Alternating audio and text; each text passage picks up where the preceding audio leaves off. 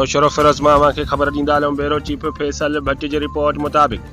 ठारूशाह police जे राशी SHO जे ज़ुल्मनि ख़िलाफ़ ठारूशाह भरिसां ॻोठ शाहमुराद रिंद जो रहवासी नौजवान Ghulam Murtaza Rind national press club Tharushah पहुची मीडिया अॾो दाहीं ते ॿुधायो त मूंखे अॻूणे एसएचओ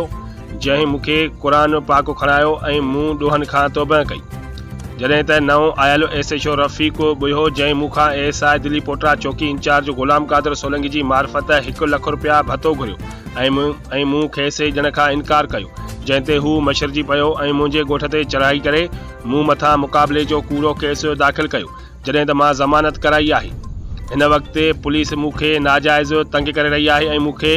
धमकियूं ॾेई रही आहे त मूंखे पैसा न ॾींदव त मां अञा वधीक कूड़ा केस दाख़िल कंदुसि। हुन जो त राशि एसएचओ असांजो जीअण जंजाल करे छॾियो आहे ऐं बिना जवाज़ कूड़ा केस करे परेशान करे रहियो आहे।